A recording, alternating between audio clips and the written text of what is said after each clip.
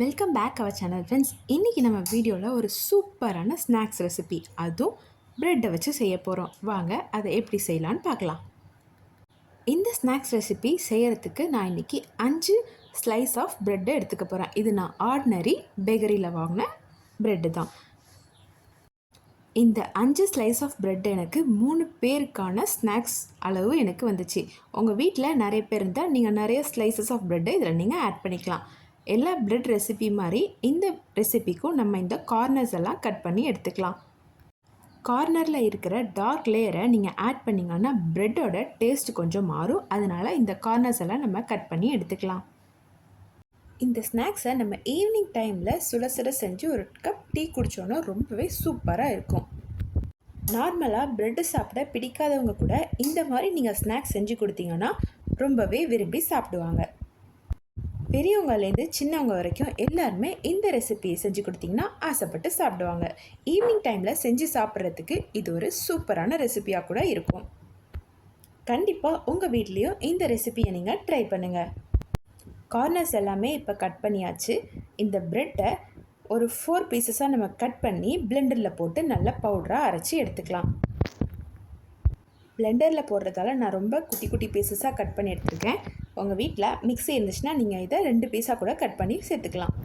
இதை நல்லா இப்போ நம்ம பவுடராக அரைச்சி எடுத்துக்கிறோம். குட்டி குட்டி பீசஸாக கூட இல்லாமல் ஒரு 2-3 வாட்டி நீங்கள் பிளெண்ட் பண்ணி எடுத்திங்கன்னா அந்த ஃபைன் பவுடர் நமக்கு கிடச்சிரும். இப்போ பாருங்கள், நான் எல்லா ப்ரெட் ஸ்லைசஸையும் அதில் ஆட் பண்ணிவிட்டேன். இதை நம்ம பவுடர் ஃபார்முக்கு இப்போ இதை மாற்றிக்கலாம்.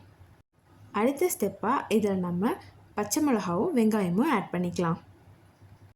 3 பச்சை மிளகாவை 2ஆக கட் பண்ணி வச்சுருக்கேன். அது கூடவே ஒரு மீடியம் சைஸ் பெரிய வெங்காயம், அதை ரொம்ப மெல்லிஸாக நீல வாக்கில் கட் பண்ணி எடுத்திருக்கேன். இது ரெண்டுத்தையுமே நம்ம ப்ரெட் பிளெண்ட் பண்ணி வச்சுருந்தோம்ல அதே ஜாரில் ஆட் பண்ணிக்கலாம். அந்த பவுடர் கூடவே இதையும் நம்ம சேர்த்து அரைச்சி எடுத்துக்கலாம். பச்சை மிளகாவும் வெங்காயமும் நம்ம இந்த ப்ரெட்டு கூட சேர்த்து அரைக்கிறதால அது ரெண்டுத்தோட ஃப்ளேவரும் நமக்கு அந்த பவுடரில் ஏறிடும்.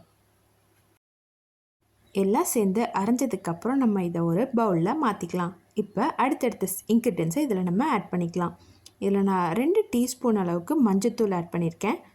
காரத்துக்காக 1 ஸ்பூன் அளவுக்கு மிளகாய்த்தூள் இதை நம்ம ஆட் பண்ணிக்க போகிறோம். ஆல்ரெடி இதில் நம்ம பச்சை மிளகாய் ஆட் பண்ணியிருக்கோம். அதனால் மிளகாய்த்தூள் ஆட் பண்ணுறப்ப கொஞ்சம் கம்மியாகவே ஆட் பண்ணிக்கோங்க. தேவையான அளவுக்கு உப்பு ஆட் பண்ணிக்கலாம். மஞ்சள் தூள், மிளகாய்த்தூள், அப்புறம் உப்பு, இது 3மே நம்ம ப்ரெட்டு கூட நல்லா மிக்ஸ் ஆகிற அளவுக்கு கையை வச்சு நல்லா பிசைஞ்சு எடுத்துக்கலாம். மல்லித்தலையோட ஃப்ளேவர் உங்களுக்கு பிடிச்சிருந்துச்சுன்னா மல்லித்தலையை நீங்கள் நைஸாக கட் பண்ணி இதில் ஆட் பண்ணிக்கலாம்.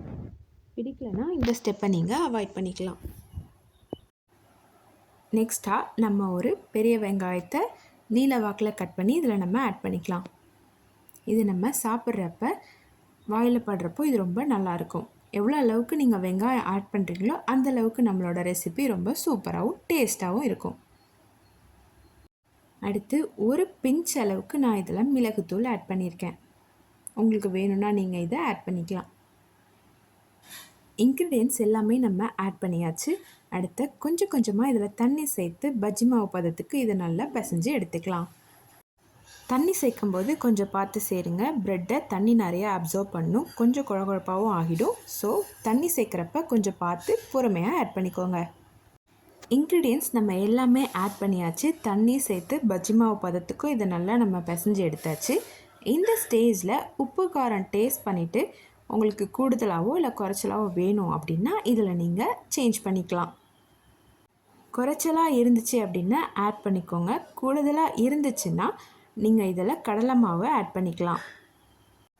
நார்மலாக நீங்கள் கடலை மாவு அல்லது அரிசி மாவு சேர்த்திங்கன்னா பொரிச்சு எடுக்கிறப்ப நமக்கு ரொம்ப க்ரன்ச்சியாக வரும். அதனால நான் கடலை மாவை ஆட் பண்ணிக்கிறேன்.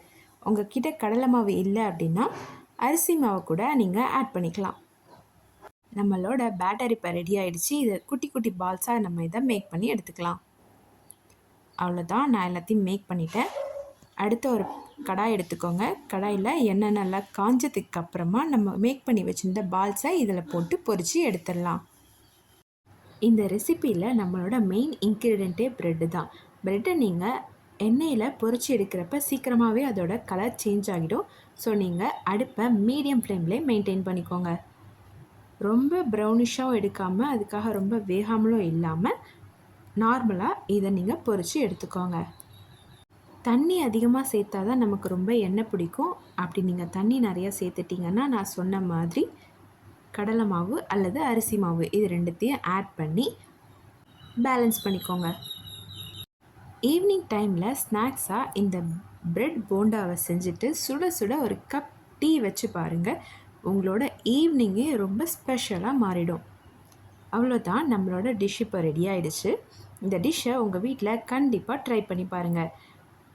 டேஸ்ட் பண்ணிவிட்டு எப்படி இருக்குன்னு கமெண்ட் பண்ணுங்கள். தேங்க்ஸ் ஃபார் வாட்சிங் and subscribe to our channel.